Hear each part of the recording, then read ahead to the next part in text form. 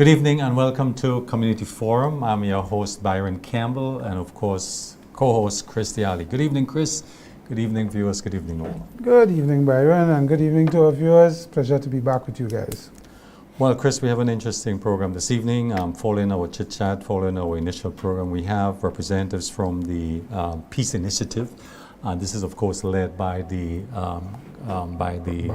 Bar Association, Grenada Bar Association.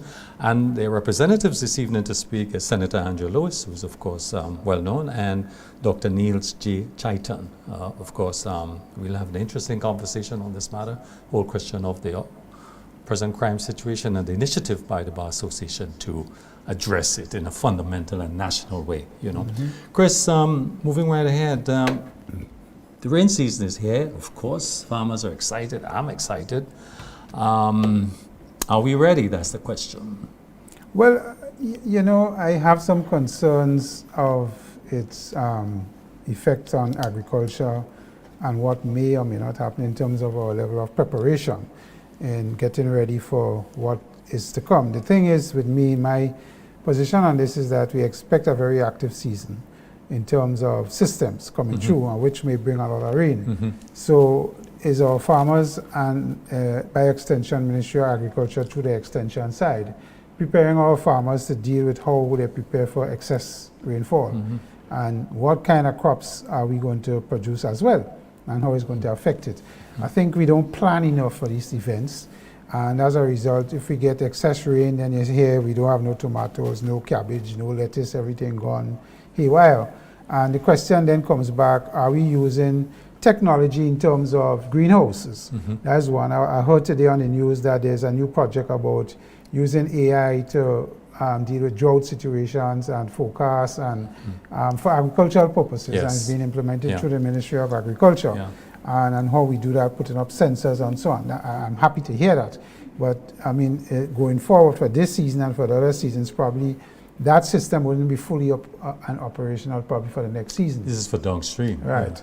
So the issue here is how much preparation have we done, how much interaction have we had with our farmers and the farming community from a government perspective to prepare, how they prepare their fields, what they do, what are the best crops. You want my example, Chris? Yes, I'm happy to have yours.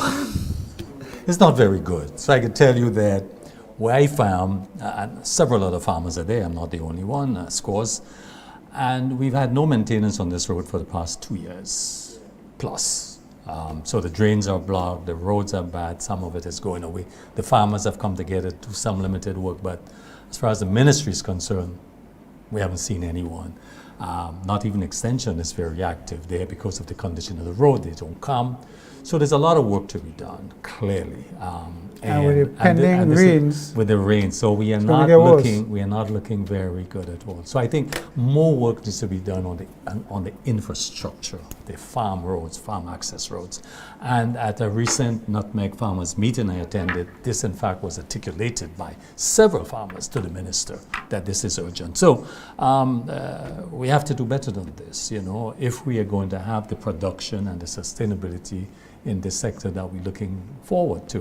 But I think we need almost another program to talk about this, Chris. But we're happy for the rains. It's only dashing me over. I'm happy for the rains. I heard this evening the Maribor was talking about they have some plants available. They're opening on the 26th of this month, but they have challenges due to Pradia larceny and other issues. There's no citrus plants. You know, so they have issues there, but still they will have some plants, you know, in different varieties, avocados and other soursop.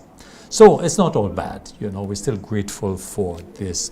Chris, Grenlake, the whole question of electricity generation is with us. We, of course, had the resignation of the chairman. We've had, we understand that Grenlake must lease generations now. There's some load sharing. There's been reduction in dividends to shareholders, so they have issues there as far as generation is concerned. Yeah, it is concerning from the point of view that this is a company that was functioning and doing very well financially prior to the seal. And you may extend the thought that, once government gets involved in stuff, it looks to go south. Yeah. Anyway, that being said, I think the fact that we have had 2 chairmen resign in short order, you had Mr. Buffett and then you had now Rodney. So there is concern of leadership for the organization at the board level and strategically. And then you hear a lot of talk about generation and the fact that the generators are aged and they need to now get into lease generation to keep the power supply consistent. So that is a concern, I think, and put on top of that now the hurricane season that's coming, and then the level of preparation to deal with power and so on. So I think there is a lot there that needs to be looked at and to assure the public that, Grand Neck is prepared for the eventualities of anything, and that, the so-called rumors that we hear need to be put to bed in terms of stability for power. That's the only power plant we have. So it is important that, we get some level of certainty that power is going to be supplied consistently. Not all of us could have generators. Generations, yeah. Chris, Carnival, I mean, it's coming. Are we prepared? Are you playing, for example? So there's going to be a lot of visitors. We're going to have, I expect, the diaspora, a lot of visitors this year. At least that's the projections. The Carnival has been launched both here in New York and other cities. What do you feel? What do you sense coming? Well, I mean, I think the launch of Carnival early went well and is certainly increasing, the popularity. But I'm not hearing much outside of that. In terms of flights coming in and airlift, you have issues with, the bands and the preparation. You're hearing a lot of things happening, and a lot of the bands have launched as well. So it seems as though there is an organized format to the Carnival this year. Of course, we have the issue with these crimes that's happening, and you'd like to hear the security arrangements as well as the health arrangements, because we still have COVID in the environment, and what is going to be put in place to get ready for any kind of shock in that sense. But I mean, kudos to the organizers in terms of the early launch and the early start to Carnival. And we could only hope that we're going to have a bumper season, because it's a big thing for us when we have all these visitors coming in. Well, and we'll be talking to the Carnival committee people at some point. Chris, the Gaza issue is on again. I was listening to an independent commission of inquiry on the occupied Palestinian territories. They said today that Israel has committed crimes against humanity, forced starvation, extermination, murder, inhumane and cruel treatment of Palestinians. The report is online and it's there for everyone, but more than 37,000 people killed, and 40% of that are children. And we've not seen an end to this war. We've not seen a ceasefire. Israel is, I've said this before, a banditory country. She's not accountable to anyone. The UN report after reports are making this with evidence, and it continues.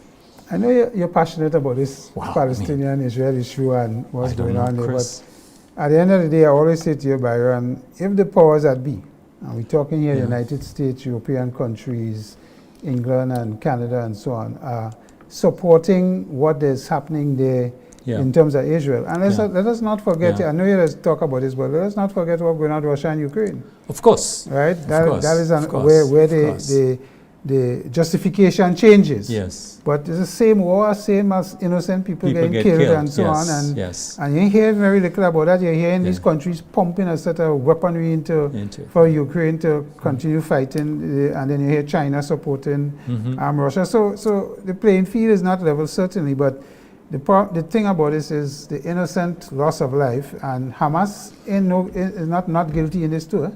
No, of course. Hamas have their share talking to about take, the people. because the same report talks about Hamas and the atrocities they have committed as well. That's correct. So, we're in a situation where unless these countries decide, because it's a big money-making thing for them to supply arms and ammunition to it's an industry. Right. Yeah. Unless they decide they had enough and they stop.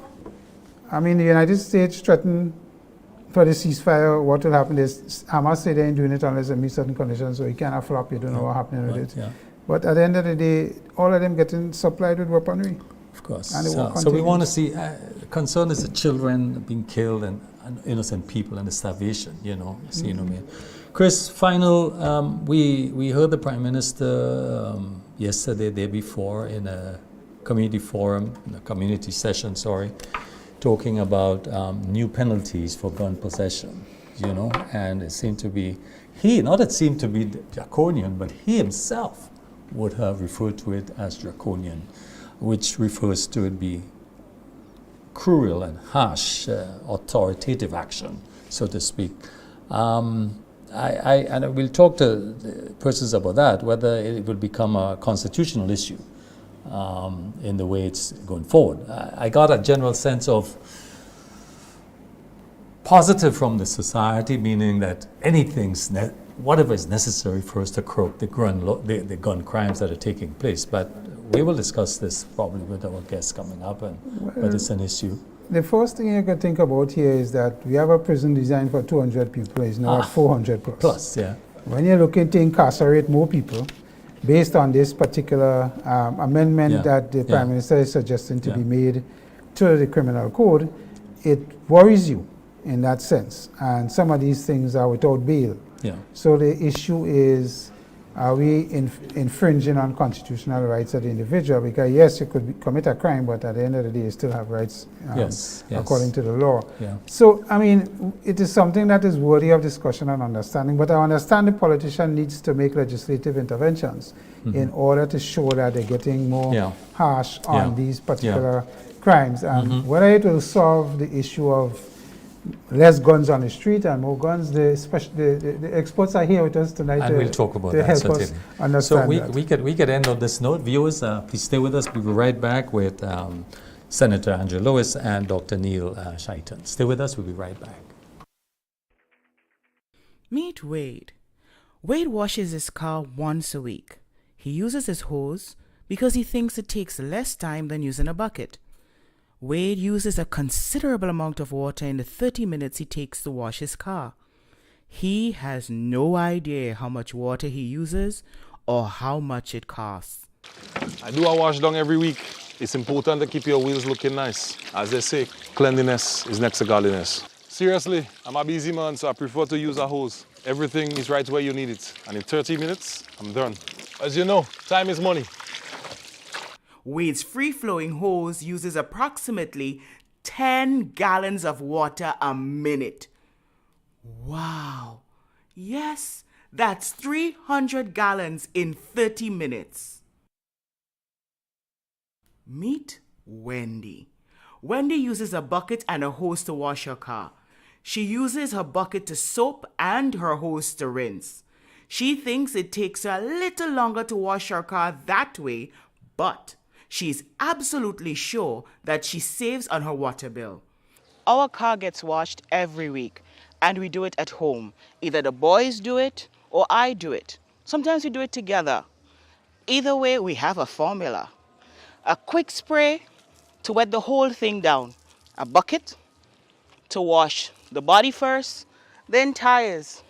Having a clean car is nice, but water is essential. We do not waste it. Wendy's use of a controlled hose with a bucket takes approximately 115 gallons of water in the same 30 minutes. Meet William. Wet or dry season. William uses 3 buckets of water to wash his car, also once a week. It takes him exactly 30 minutes to complete the task, and he is sure of his monthly savings on his water bill. We'll always look for ways to reduce, reuse, and recycle. Washing the car using buckets is something I have always done because I know water is hard to get. Water is so precious. No way am I going to waste it on washing a car. Around here, the challenge for water usage is how low can you go? He consistently uses 3 buckets of water, which is only 15 gallons of water to get the job done. Are you Wade? Are you Wendy? Are you William? Do good for the planet while doing right by your budget. Save water, save money. This awareness initiative is part of activities under the Climate Resilient Water sector in Grenada. The project is funded by the Green Climate Fund, the German government, and the government of Grenada. Ready to kickstart your morning the right way? The return of MTV's Rise and Shine morning show will help you do just that. Rise and Shine Grenada is coming back with a touch of fusion. Stay tuned for more.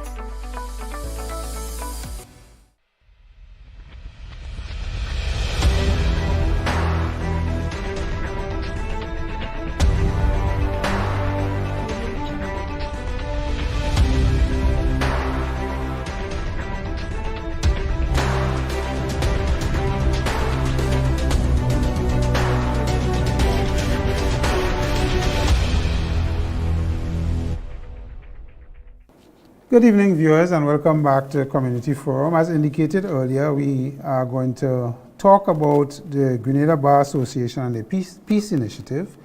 We have members of the committee. I think Dr. Chitan, you're a member of the committee? Yeah, All right, so we have two members of the committee here with us, Dr. Neals Chitan and, of course, the Honorable Senator Andre Lewis, representing us in the Senate as the Labour representative. So I'll start with Andre, is my friend and my colleague in past times when I was in the upper house. Andre, as you know, is the president of Grenada Technical and Allied Workers Union. And I'm going to skip the thing and just say he's president of all the rest. President of Grenada Trade Union Council, the Caribbean Congress of Labour, and of course, he represents us in the Senate as for Labour and articulate on issues reflecting labor and general issues. And of course, he's also a member of the Peace Initiative Committee. So he's here to discuss what is happening at that level and of course, representing labor. So Dr. Chitan is a Grenadian-Canadian president of the Toronto-based Motive 8 for Change International. Motivate for change. Right. Yeah, we just kind of tie your tongue phonetically, but it's motivate. Dr. Chitan is a social scientist and in social and behavioral sciences, and is also a member of the International Association of Professional Motivational Speakers. He has done a lot of work in the Caribbean and throughout in areas of how do we mitigate the incidences of sexual assaults, harassment, and crime. And he is here to speak in his particular expertise and to give us thoughts on how we could deal with the issues that we're facing now as a nation as it relates to gun crime and what is happening generally. I would like to hear his thoughts on the other aspects. So gentlemen, welcome to the program. Thank you very much. It's a pleasure to have you here. Sure. So Andre, I'm going to start with you, if you don't mind. GBA and the Peace Initiative, what exactly do you see this as the objective? I know it is about the current surge in gun crimes and other things, and I know regionally the Prime Ministers have asked for us to deal with this holistically as a country. What, from your perspective, sitting on the Peace Initiative Committee, are you proposing that we do as individuals, organizations, as a country? Okay, thank you very much for having us here. Comrade Campbell. I like that, Comrade Campbell. Of course. Right? Naturally. Chris. And good night to the listening and viewing public. The Grenada Trade Union Council, as was expected, saw it as our duty to accept the invitation of the Grenada Bar Association to join in this noble cause, to seek to bring about peace. And our immediate task is to try to bring about what we call a ceasefire. Because we must agree that over the last 2 or so months, we have seen an upsurge in gun violence, where we lost about 3 lives of young guys, men. And as part of the role of the trade union movement, it is to try to ensure that we have a stable society, try to have a society where our workers, all of our people, can get up in the morning, dress to go to work without having to worry as to whether or not they may be hit by a stray bullet. They can sleep at night, can send our kids to school. And there is no doubt that over the last 2 months or so, that peace that we know has been shaken. And whereas we cannot change what has passed, but what we are seeking to immediately do is to stop the gun violence, stop the reprisal if there will be any. So if from now until there is no reprisal, we would have achieved a major part of our objective, which would give us an opportunity to go into further aspect of addressing some of the social concerns and other things that are there. But our immediate concern in the aftermath of what has happened for the last 2 or so months is to make that clarion call from a group of us that people know that is always out there speaking for people. The lawyers that are involved, the criminal defense lawyers, these are the guys that interact with some of these guys that may be accused of some of those wrongdoings. And therefore, all of us who are part of this committee saw the need to make this appeal. So this is part of what we are doing now, what we call a blitz, and obviously there'll be building blocks, right? But immediate concern is to make that call so that there will not be any further reprisals or killings based on what has passed.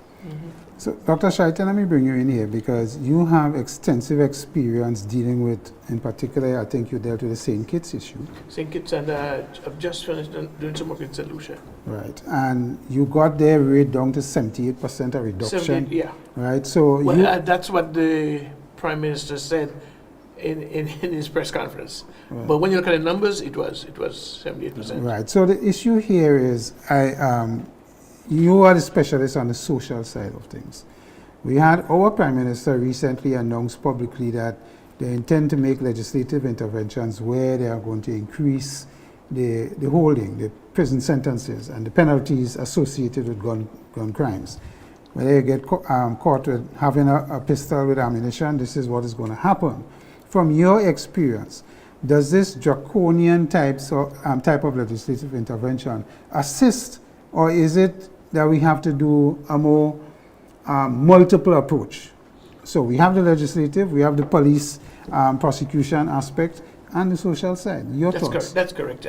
First of all, I want to thank you, gentlemen, for having Andre and myself here tonight. And I want to first of all compliment and congratulate the Grenada Bar Association for a bold stand, calling for a peace initiative or ceasefire. These are the guys who criminals would want to hide behind. And not only that, these are the guys that will make money off crime, right? Because they get a new client, of course.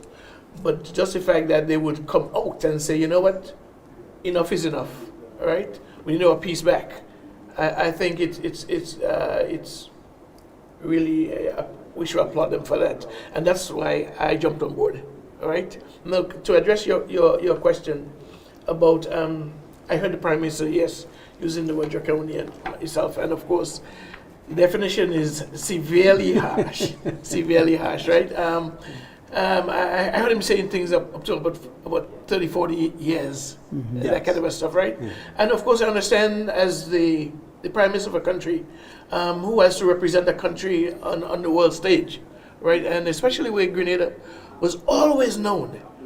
And living in Canada for all the years and traveling far and wide, when you say Grenada, you know, two things we're known for: friendly people and spices. You know, and so to see what happened in terms of what my friend Mr. Lewis just described, that blazing gun that took the lives of young men and probably maimed others, right? I can understand the Prime Minister's heart as Minister of National Security. I want to go out as far out on a limb as possible to make sure that we enforce, and that's it, right? Because there are different aspects of crime fighting. You know, before I went to St. Kitts, I created a model, a sustainable model that we use in the Bahamas and also St. Kitts. It's called the EDER, EDER approach. It's a 4-dimensional approach to crime reduction with specificity on homicide, right? Yeah. The E, the first E stands for enforcement. And when you say the word enforcement, police hug that word and say that's ours. That's ours. We have the guns, and but really and truly, enforcement starts at their home level. If a mother and a father cannot help children to appreciate rules and boundaries and live by them, then we're exporting a bunch of lawbreakers into school, where it's even more difficult. And then they go to the police, and then enforcement really stop at HMP, right? So I'm hearing you, and I've seen St. Kitts did that. They they didn't have a gun amnesty, right? But the RS were in, and they were stopping cars and breaking homes down if they think they're a suspect to get the weapons off the street. They did an amazing job, but it did not stop the homicide. It did not stop the homicide from happening, because there must be a root of the homicide. And if you don't address the root of the homicide, you're just fighting fire with fire, really.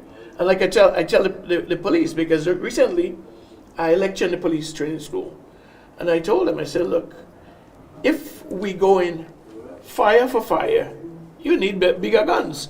Get these guys out, they have some serious weapons on you. Yeah. And these guys out there, they may not have the dream, they may not have the family structure that you want to preserve when you leave home, right? They might be hopeless, really. They do their thing, reprisal, revenge. You hurt me, I'm going to hurt you back. And you show up there with a weapon against them, they might take you out first, right? So there are other areas. It got to be a multiple dimensional, multi-dimensional, that's the word, approach, right? So, Doc, that's where I want to go with you, and let me keep talking here. So the situation here is the preventative measures, and we know that the fundamental causes of crime, particularly among young people, often include a combination of socioeconomic, familial, environmental factors. What is the Peace Initiative doing? What action or measures the Peace Initiative going to take to address those root causes that you're talking about? Because if you just, as you talk about here, you're not going to get them. So what's the strategy here? And that's a great question. And that's what Mr. Lewis was alluding to a little earlier, right? Yeah. Right now, we are trying to create a ceasefire. And you know what? Somebody even commented, Mr. Lewis, about the term ceasefire. They say, man, don't bring Israel and Palestinian kind of words to us here as if we have a war zone. Yeah. But in a couple of days, in a week or two, three deaths. It's quite a lot. A war zone between the factions that are war. Right. Yeah. So I think, as Andre said so very eloquently, the first thing we want to do is to address the guns going off. Yeah. Address the reprisal and the revenge that is possible, right? And to do that, we have to take a stand. So what the Bar Association decided to take a stand, and I told them to do it well, there must be a method. So the first part of the method is the blitzing or the awareness. So what we're doing right now is awareness. We had articles written, we had posters designed that would blitz the nation at large. That's awareness, right? But then you don't stop there, right? Then you move into connection, making connection with the community. And I say trust and connection. That's the work that we do, and we didn't say kids, we didn't say Lucia. We work 7 ghettos simultaneously, where you were able to break into the heart of a guy. When you see a young man with 21 years with a gun in his hand, in some of the islands, they give it to us, and they cry. They literally cry. Because what makes a young man pick up a gun is power he's looking for. Is the power he starved from. With his psychosocial dysfunctions, have not make this guy mature into a emotionally matured guy. So, he picks up the gun, and the gun is powerful for him, right? So, we got to go in there and connect. So, walk the streets, talk to them. And I think who has the lawyers, they have such an influence on them, And that's why I congratulate them. I really applaud them for that because they have a certain kind of influence on them. And we go talk to them and chat with them. But that's connection. That's inter community connection. But then we want to go intra-connection, intra-community. When now you bring the communities together, right? After you would have developed a trusted relationship with these guys, with different communities, you could now come around a table, right? And say, guys, and talk about the issues. What is it? What is it, right? But that's part of diagnosis. What do you do after that? You gotta treat it now, right? So there is a 4-layer step. So right now we are in the awareness. From there, we started. We discussed in the last meeting that we got to move now steadily towards connection. So I think from next week or so, we'll be hitting the communities, right? Yeah. Then of course we go to the mitigation, the mediation, and then treatment. Chandra, civil society is civil society, Andre, is well. This initiative encompasses most of civil society. Where is the government in this? Because clearly they're more focused on law enforcement and policy. But are you doing this in the absence of the government involvement? Where's the government in this initiative? Are they involved? Have they been invited? Are they part of this? Let me address it this way. There'll be different forces in the country addressing different aspects. Our focus as the Green Bar Association Peace Initiative is independent of the government. Yeah. It's independent of any other law enforcement. Right. Yes.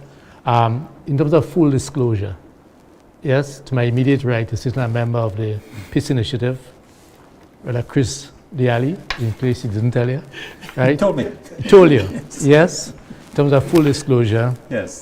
trained mediator. Yes. Yes, so we expanded and have expanded by bringing in the best minds and the best experience, Yeah. right? What does that give us? It gives us the ability to make a call on people like the mothers, the aunts, the grandmothers. And in our view, this is an underutilized segment of our society that we have not used a lot. So in fact, I've borrowed that idea, taken that idea from a very good colleague of mine who have, over the years and most recently, strongly advocated that in order to address certain of our societal problems, more use need to be made of the mothers.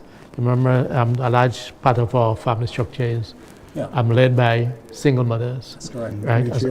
Correct. As a matter of fact, even where you have both daddy and mommy, many a times even growing up, you say, boy, if it was from my mother, you follow me. So the mother has that sort of calming impact. It's the powerhouse in the that family. Powerhouse, right? Absolutely. You do not want to let down your mother. Yeah. You're following me, right? And mothers give the emotional connection that they have with us. Right. Yes? You do not want to betray that trust. You don't want to see your mom cry. Yes? So part of our objective is to address all of these matters. Yeah. And therefore it gives us, in terms of the Peace Initiative, that opportunity to focus on that aspect. But how, Andre, how can individuals and organizations outside of the current coalition support the Peace Initiative? Well, by making the calls that we are making, by those who have connections and contacts, by volunteering to speak to the colleagues. Because the society is small. As a matter of fact, I am certain that in all of these instances, the 3 instances and others who may have been named, almost every single family in this country has been impacted. We are interrelated, we know each other. And therefore, other community organizations, individuals can get on board by buying into, accepting that we need to bring back that peace. We need to bring back that tranquility that we are known for. And therefore reach out to the people that you know. Join in the call to bring in your firearm. Yes? Join in the call to, let us get back to chilling. Yes, you're on the blocks, and there's nothing wrong with being on the blocks. You go to work, you go to school, okay, it's a form of our socialization, Yes, but let us do it in a very peaceful way. So I could probably answer part of the question Yes, further. please I'll do. put on my other hat. And The mediator has. yes, and as Doc talked about connection and Andrea about connection, mediation is part of why we're there.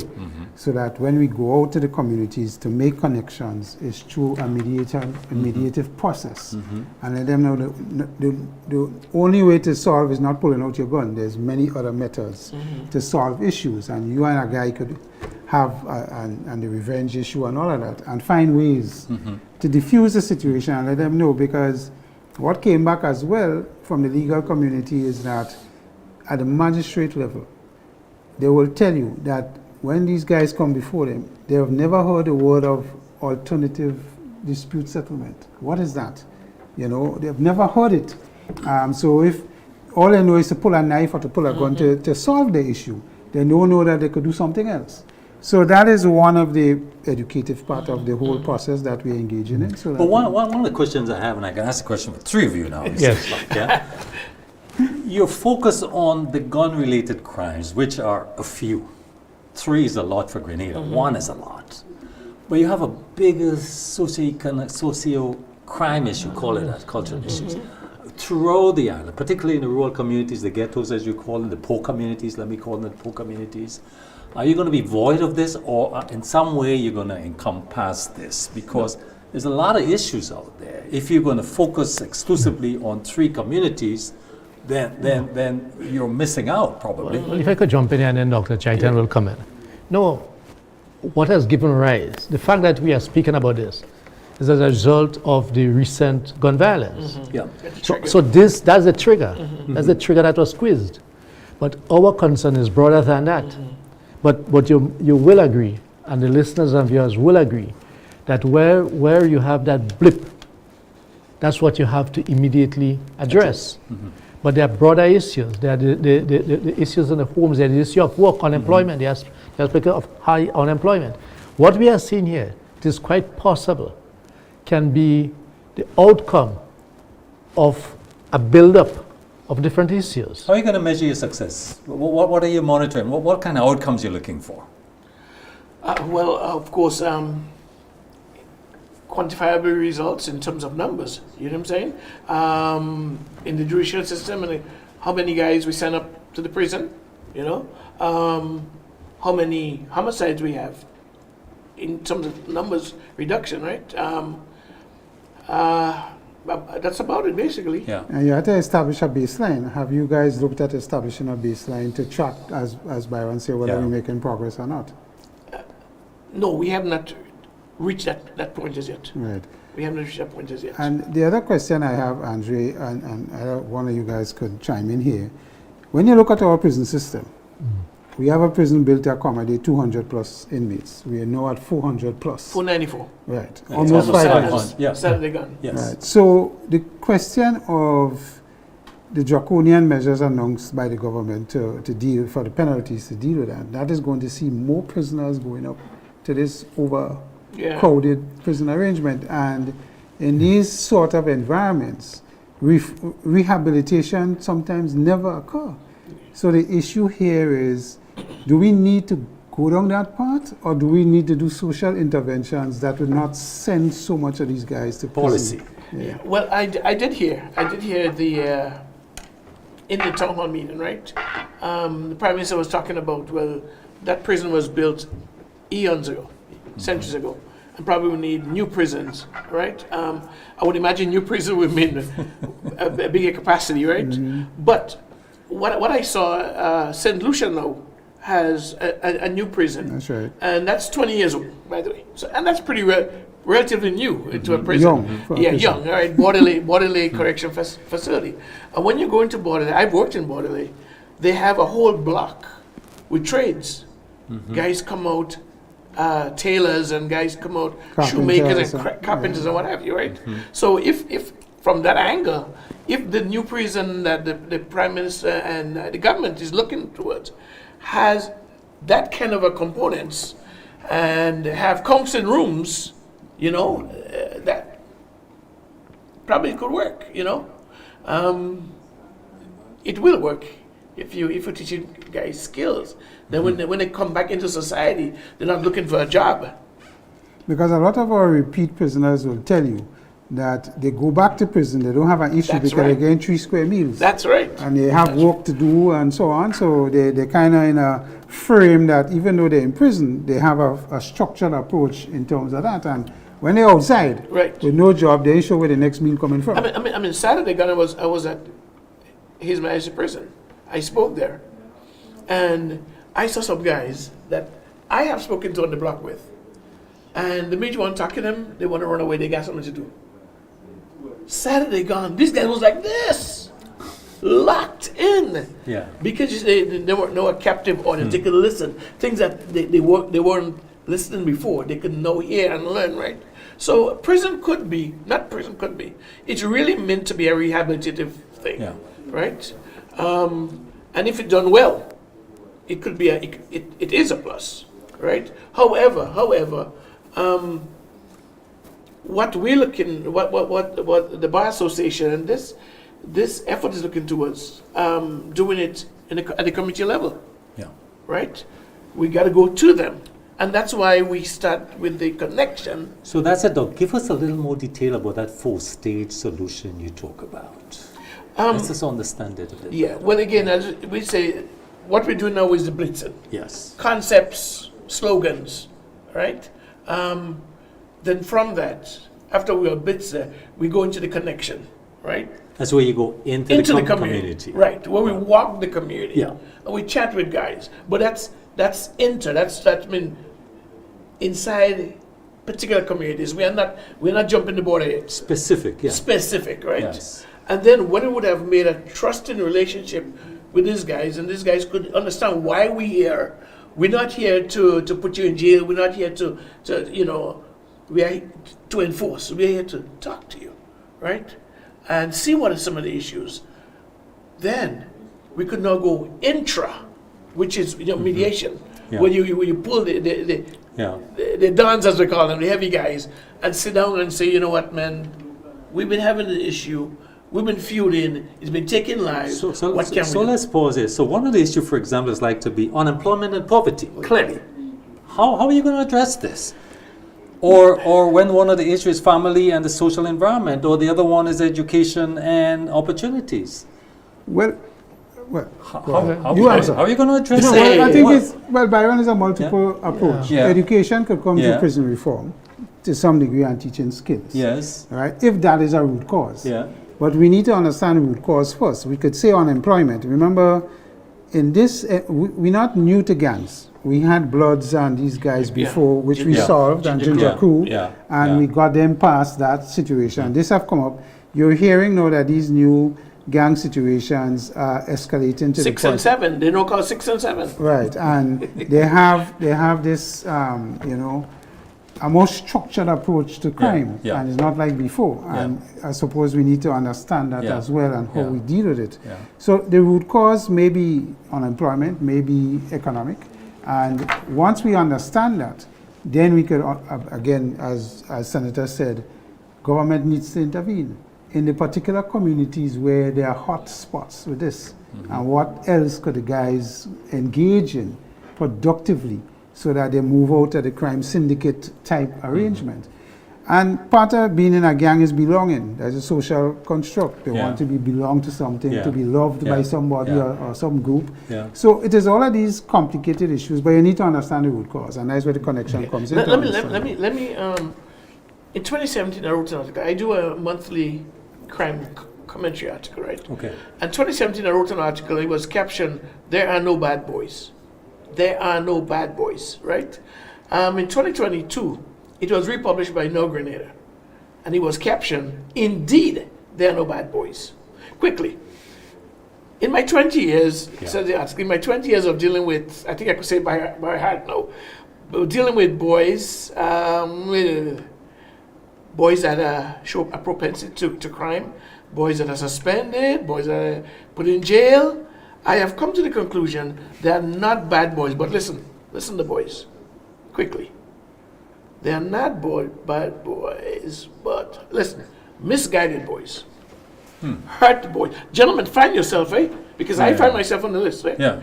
Hurt boys, traumatized boys, grief-stricken boys, disappointed boys, negatively labeled boys, rejected boys, low self-esteem and low perception boys, depressed boys, fatherless boys, bullied boys, sexually abused boys, and unwanted and unloved boys. That's interesting because if you address it that way, then you can find solutions. You can find remedies, rather. We'll take a short break here, though. Viewers will be right back. Okay?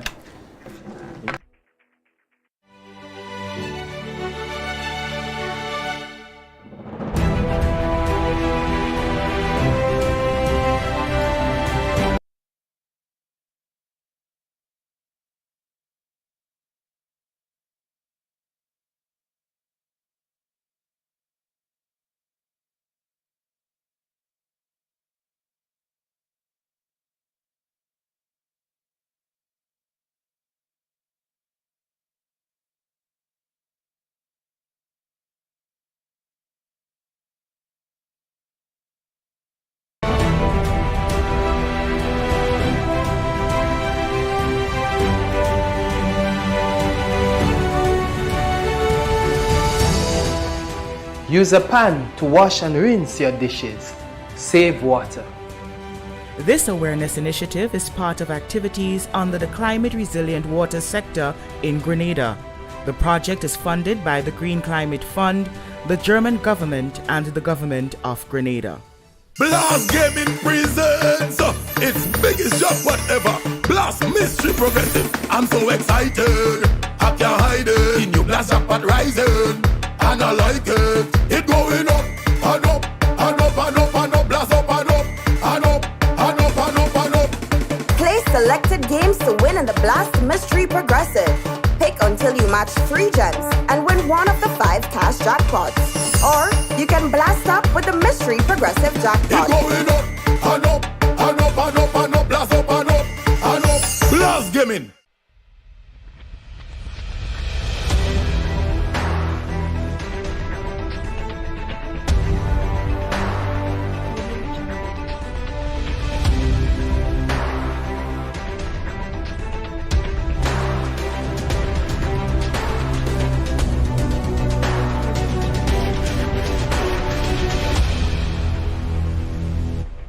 Welcome back, viewers, to Community Forum. We have with us on the panel Dr. Neals Chitan and Senator Andrew Lewis, and we're talking about the recently launched peace initiative by the Grenada Lawyers Association, Bar Association.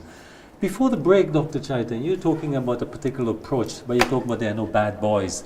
What about the girls? What is the ratio there in terms of crimes that we're seeing? Where are the where are the women in this? It's not only males. Yeah, to answer the question, however, with 494 people in His Majesty prison, and 490 being men, and only 4 women, that tells the story, right? But hold a second. Let's go back. Go to any high school. I work in high schools. Yeah. Go to any high school in Grenada or the Caribbean, and see how many, in terms of ratio, suspension in schools, and high school dropout, and graduation numbers. See what the numbers are. Our boys are targeted. I'm sorry, man. Our boys, it seems like there's a trap to get our boys to fill the prison. And I say it unequivocally and unapologetically, right? But my friend, how are we going to deal with this? We got to go to the root of the issue. And the root of the issue are the 13 guys I spoke about here. 13, the unwanted boy, the neglected boy, the fatherless boy. The question is, and I ask mothers several times, did you want that child?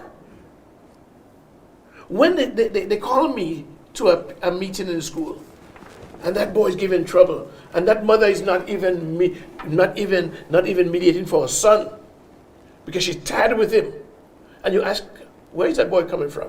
Where is this boy dad? Did you really want this child? How old were you when you have this child? You know, they start looking at it as though, well, you really pry into their business. But probably that's where you start. But there's another side to this, Doc, or Andre, the issue of, sometimes when you hear about these guys get tied up with the law, and certain things come. You hear the mothers coming back and saying, "That is my good son. The boy is not involved in this." But these guys, when they get involved in this syndicate type of crimes, they support the family. And they support the same mother who is saying, even though the mother knows his son ain't working, but he bringing home quite a bit of money and giving them certain things, they're not jeopardizing and risking that as well. So it is a lot more complex from that point of view, because these mothers may have brought in this child, they struggle to maintain and whatever, or he drop out of school, and then the cycle continues. So how, we used to have a village bringing up a child before. We don't have that anymore. And could we get back to that? Yeah, but Chris, there are a lot of challenges outside there. And remember, the village that we once knew is not the same size as the village. The village is now is the world. Yeah, you sure right? Right? In other words, so we have to conceptualize. In other words, it is right at the fingertips of this here. Ah, boy.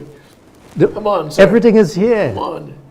Everything is here. As a matter of fact. So is social media having an impact on this? Is that a factor? No, because look, our culture is no longer just within the domain of what we knew in terms of our village of Grenada. As a matter of fact, one could argue probably 30 years ago or probably 40 years ago, whatever time frame you put to it, that all depends on what geographical part of Grenada that you lived. You were sort of limited to that influence, right? Unless you go to different schools. No, your influence is the world. And your influence is the world, and where based on what you look at on your gadget, then you get advertisements come your way. And look, it is easy to say many times that people should know better. Yes, we could say that because responsibility starts with ourselves. But I'm sure each one of us here must know at some stage in our life, we could have made a different turn. We could have made that different turn, right? And to a point, a question that you asked earlier, Chris. Since we launched this initiative, I've come across at least 4 people.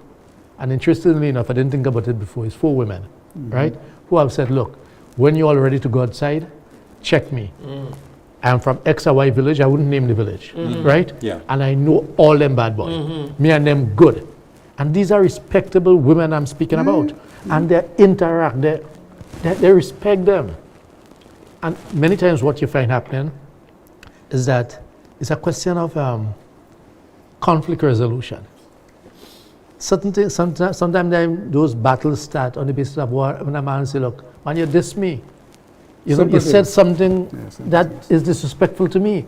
And this that escalates into the possibility of taking a life, maybe someone. And sometimes only perception. Only perception and misunderstanding. Sometimes when these guys and colleagues, and sometimes I try to avoid seeing these guys, because in many of the communities I interact, and I say same thing like you, right?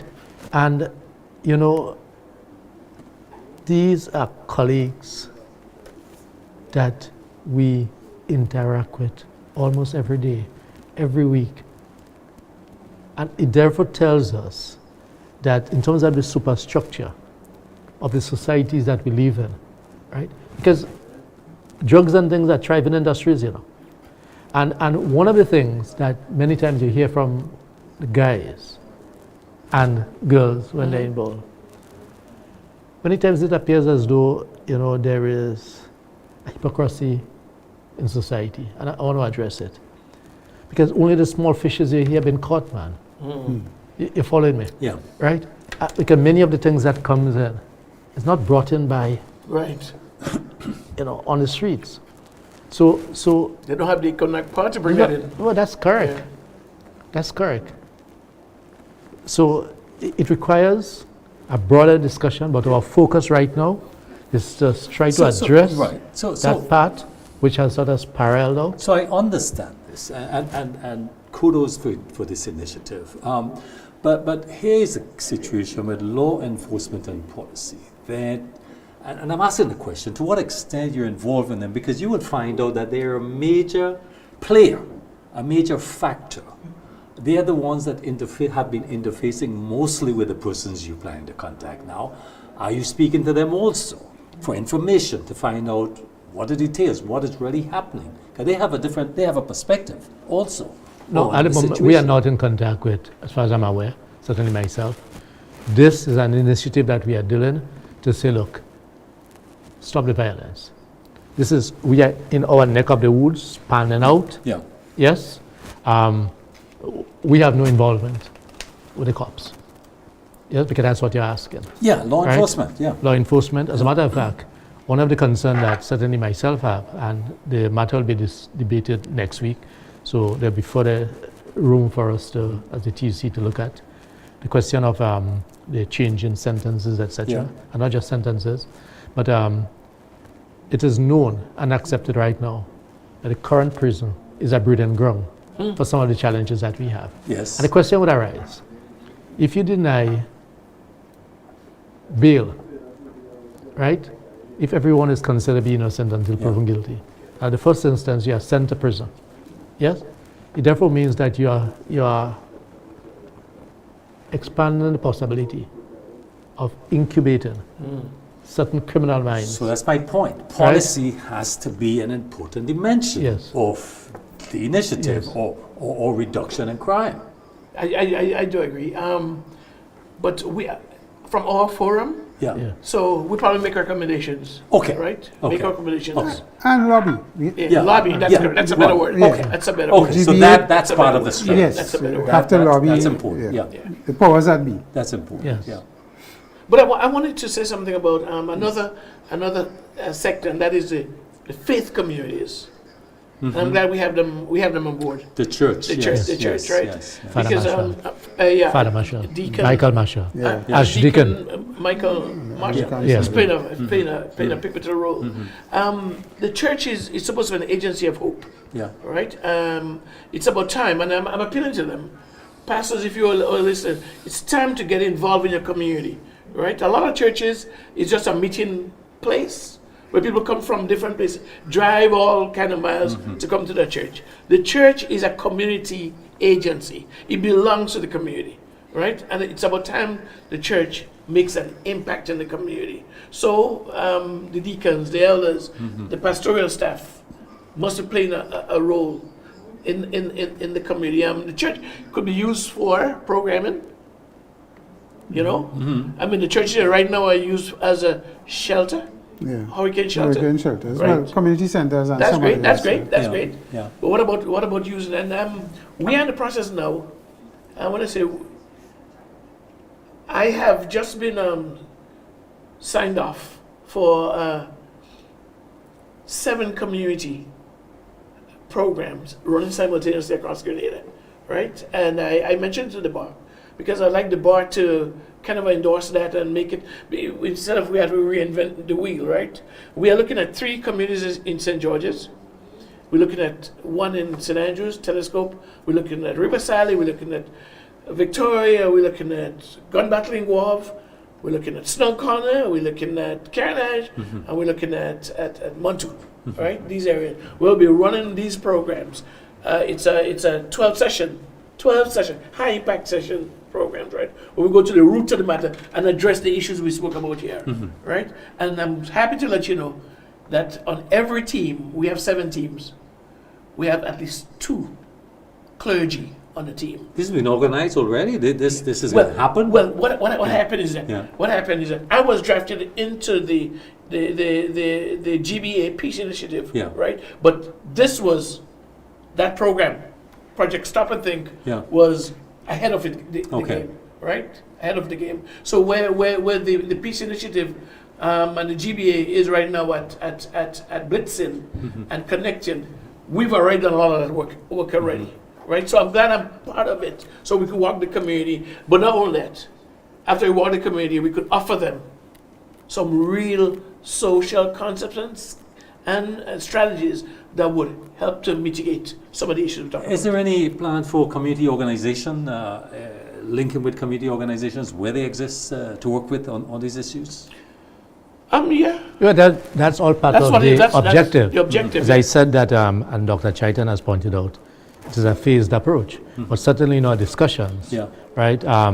It is aimed not to just start and stop, right? And just as how I've indicated that there are individuals who have said that they are willing to assist, we are also expecting and will be reaching out to different organizations, because at the end of the day, the more clubs using clubs because I think it's one of the missing elements that we have had in our society for a while, right? The more clubs and village activities that we have, it will help take that energy and give that sense of focus to have people involved. One observation, Chris, that we've seen throughout the island, community centers and community parks and playgrounds are empty.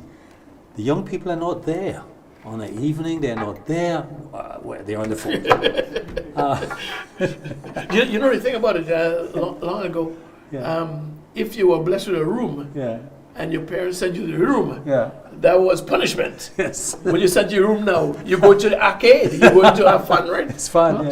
So people, you know, the whole idea, people are more gadget oriented. You know, some parents maybe say, you know what, I prefer you stay inside because the bullets are flying outside, right? But when you stay inside, what are you looking at really? Yeah, I just think we need to refocus the use of the gadgets. Correct, what Chris asked was good, precisely. The gadget is positive and negative. Precisely. Yeah. But we need to train the gadget users. Early. Yes. Yeah, and that you could get, I mean, if you go on YouTube on one of them gadgets, there are among the things you could learn on YouTube. That is the greatest library in the world. You know. Yeah, so I mean, so you need to understand what are the interests, where it lies, Correct. and how we refocus. Very well said. Right? Chris, So, that's an important point. I find many times that we tend to look and sort of condemn, Slaughter the a gadget. slaughter, right? If we learn precisely, when I listen, I heard there's no colleagues around myself getting old, you know. When I hear colleagues condemning, right, some of the things that the youth is doing, right, remembering that our parents had a difficulty with what we were doing, right? What we need to do is to appreciate that this is where we are at, and to find ways and means of using these as a mechanism to get across the positive interactions that we want. Right? Very well said. So yeah, Very well said. let's use this. Very well said. Very Gentlemen, we clearly run out of time. Let me give you both final opportunity to make some closing comments. We can start with Senator Lewis. Yeah, sure. Once again, thanks very much for this engagement. Yeah. As part of the Grenada Bar Association Peace Initiative, I make this appeal to all of my colleagues, all of the workers, all of the community to get involved, to say a word of encouragement to all of us, to let us stop this violence, let us get back to a state of quote-unquote tranquility. An appeal has been made to stop ceasefire. Not stop No. ceasefire, to engage in a ceasefire. Stop ceasefire, I mean, you don't want it. Yeah, sorry, Yes. right? Right, My brother. let us have a ceasefire, right? Let us have a ceasefire, stop the violence. Absolutely. Yes, and as we head, because we may not be back here, most definitely, as we head into the carnival season, right? And we know the level of consumption of alcohol, which is another issue that some stage that we need to have some focused discussion on, right? We have a growing alcohol consumption. Well, more than growing. Yeah. More than growing. High. It's high. It's already grown. Yes. And we head into this festive season. Let us do everything responsible, right? Because there is a tomorrow. Give us an opportunity in the labor movement to be able to try to increase and improve your standard of living, because we are certain that what we undertake as we seek to improve the standard of living and bring better benefits, some of these societal issues can be addressed. Yes? I am absolutely sure on this, right? In our recent engagement, even at the workplaces, some of the concerns, Chris, I must make this point. I had an experience about 2 weeks ago at a workplace where they had a high level of concentration of contract work. And the youth men that were there, man, and my tone will change, right? The youth men that were there were basically clamoring and crying out of the uncertainty of work. What is in it for them? And it dawned upon us, as we knew in the past, that when there is uncertainty, it can lead to all different modes. So you find there are some workplaces with high levels of contract work, and there are high turnovers. Right? People are not staying. So give us that opportunity. Let us all work together. And the private sector is very much on board too. I should make that point. Chris is here as a mediator, but the private sector, through Peter Lewis Smith, Yeah, right? Chamber of Commerce. Chamber of Commerce is involved in on this. board. Is also on board. I want to thank you. I want to thank you for the opportunity to be here to shed a little light and talk about this issue. There's no doubt that in the recent weeks we are troubled. We are troubled. The wonderful, beautiful name that we were known for has almost been tarnished. Almost been tarnished, and that's why we rose to the opportunity to bail out, to make the clarion trumpet call that it's time to put the weapons down. Ceasefire. Yeah. But you know what? One of our posters says, "Time to cease fire."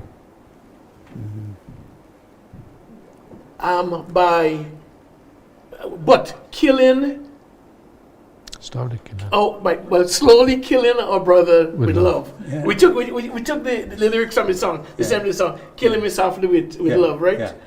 It's time to bring back that kind of a communal spirit, that brotherly spirit. And today, while I was at St. Mark's Secondary, I was telling the young men, I said, look, in North America, we have whites against blacks.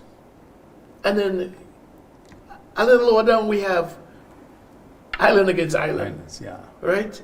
And we in Grenada. Come on, we in Grenada, man. No conflict. Yeah, we eliminate our brothers, right? And so I joined. That's why I joined my voice for calling for peace. Joining with and again, I want to congratulate the Bar Association. I want to leave you with one thought, and that is just a little slogan: one bullet breaks two mothers' hearts. Think about it. Because we sometimes think about just the victim and what that family is going through. But when a mother's son has taken the life of somebody else, that's a loss for the family too. So one bullet breaks two mothers' hearts. At least. Folks, Grenadians, we could do better than that. We are known as a peace-loving people. Let's work together. Let's put that gun down so we can move on with more important things, build our nation. God bless you. Closing. Well, no, I think, viewers, we happy to bring this program to let the wider public know what is being done. From the Bar Association and other associations that will get involved, we need the assistance of everybody. This is not just one person doing one thing. And in the communities, as Senator said, there are women and mothers who could tell us and guide us and help us with the connections and what needs to be done. So again, we really want to ask for your assistance because this affects all of us, all of us in the country. And as Doc said, we are known for people that are, loving and friendly, and that's a natural thing of us. But when we stop talking and we take sides, it creates the problem, and we need to get back on the table to chat. Yeah. So that would be my part. Come on, join us and let us get this problem dealt with. Viewers, thank you very much, gentlemen. That's all the time we have. We'll see you next week, same time, same place. Good evening. Bye-bye.